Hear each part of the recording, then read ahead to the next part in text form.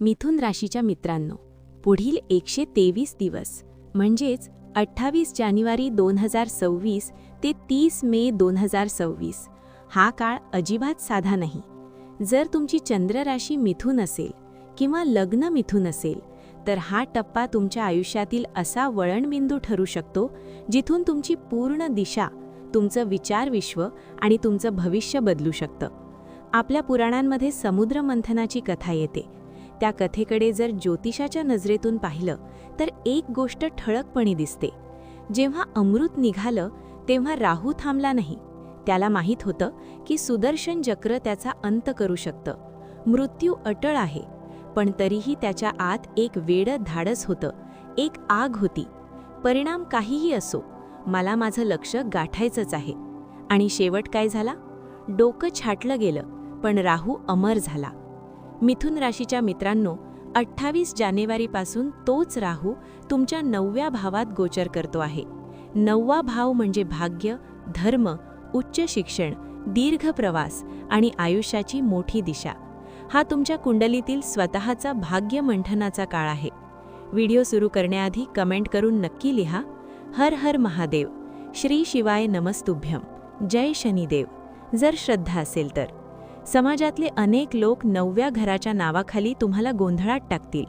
ते म्हणतील, इथे राहू आला म्हणजे वडिलांशी मतभेद होतील, गुरूंशी गैरसमज होतील, धार्मिक विश्वास डळमळीत होतील. पण मी इथे तुम्हाला घाबरवायला आलेले नाही. मी इथे तुम्हाला एक अचूक दिशा देण्यासाठी आले आहे. ज्योतिष म्हणजे जादूटोणा नाही, ते शुद्ध गणित आहे, शुद्ध विज्ञान आहे. आणि हे गणित स्पष्ट सांगतंय की या 4 महिन्यात यशाचं असं एक दार उघडणार आहे जे कदाचित पुढील 18 वर्षांपर्यंत पुन्हा उघडणार नाही. व्हिडिओ आवडत असेल तर लाईक करा, हाईप करा आणि ज्योतिषवाणी टीव्हीला सबस्क्राईब करा. या चर्चेत आपण हवेतल्या गोष्टी करणार नाही. आपण 3 ठोस तार्किक कारणं समजून घेणार आहोत, ज्यामुळे ही उलथापालथ तुमच्या आयुष्यातील सर्वात मोठी विजयगाथा कशी ठरू शकते. जर तुम्ही ही चर्चा अर्धवट सोडलीत तर फक्त माहितीच नाही तर आयुष्य बदलण्याची एक दुर्मिळ संधी तुमच्या हातातून निसटेल. जर अद्याप लाईक आणि सबस्क्राईब केले नसेल तर आत्ताच करा. कमेंट सेक्शनमध्ये तुमच्या इष्टदेवाचं नाव नक्की लिहा. पहिलं कारण आहे बंधनमुक्त राहू. सध्या राहू कुंभ राशीत गोचर करतो आहे. कुंभ राशीचा स्वामी कोण? शनी.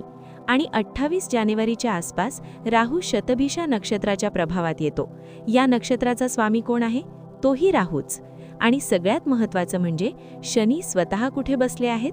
तुमच्या 10व्या भावात, म्हणजेच कर्म, काम आणि करिअरच्या घरात. याचा अर्थ असा की तुमच्या महत्त्वाकांक्षांवर शनीचं पूर्ण संरक्षण आहे. जणू शनी राहूला सांगत आहेत, जा, मी तुला परवानगी देतो, भाग्याचे दरवाजे उघड. गेल्या 18 वर्षात असा योग तयार झाला नव्हता. राहूवर कोणतीही बंधनं नाहीत, तो मोकळा आहे. म्हणूनच हा काळ अत्यंत शक्तिशाली आहे. हे समजत असेल तर लाईक करा, सबस्क्राईब करा आणि व्हिडिओ शेअर करा. दुसरं कारण आहे ग्रहांची अवस्था. जानेवारी ते मे या काळात राहू युवा अवस्थेत आहे. युवकाकडे किती ताकद असते? तो थकत नाही, तो थांबत नाही. तीच ऊर्जा आता राहू तुम्हाला देणार आहे. रिझल्ट 100% मिळेल. चांगला असो वा कठीण, परिणाम पूर्ण मिळेल. अशा स्पष्ट मार्गदर्शनासाठी लाईक करा आणि सबस्क्राईब करा. तिसरं कारण आहे 9व्या भावाचं गूढ. मिथुन राशीसाठी 9वा भाव केवळ धर्माचा नाही, तो अचानक उघडणाऱ्या भाग्याचाही आहे. तो लपलेल्या संधींचा भाव आहे. 2026 मध्ये राहू इथे वेगळ्याच पद्धतीने काम करतो आहे. तो तुम्हाला घाबरवणार नाही. तो तुम्हाला असा गुप्त मार्ग दाखवेल जिथून कमी वेळात मोठी झेप घेता येईल. इथे थांबू नका. लाईक करा, सबस्क्राईब करा आणि पुढे ऐकत रहा. आता आपण सुरुवात करूया तुमच्या मनापासून, तुमच्या स्वभावापासून. खरं सांगा, गेल्या काही महिन्यात तुमची विचारसरणी विखुरलेली वाटत नव्हती का? कल्पना खूप, पण फोकस नाही. एक विचित्र अस्वस्थता, घाई गडबड, अधीरपणा. याचं कारण बुधाचा प्रभाव आणि गुरूचं गोचर होतं. पण 28 जानेवारीची सकार सगळं बदलून टाकेल. जसजसं राहू शतभिषा नक्षत्रात मजबूत होईल तसतसं तुमच्या आत एक आग पेटेल. तुम्ही अचानक खूप क्रिएटिव्ह व्हाल. नवीन कल्पनांनी डोकं भरून जाईल. रात्री झोप लागणं कठीण होईल, कारण डोकं सतत प्लॅनिंग करत राहील. बाहेरून तुम्ही शांत दिसाल, पण आत एक ज्वालामुखी उकळत असेल. लोक तुम्हाला समजू शकणार नाहीत, पण प्रत्यक्षात तुम्ही तुमची पुढची मोठी यशकथा घडवत असाल. हे वर्णन तुमच्याशी जुळत असेल तर लाईक करा, सबस्क्राईब करा.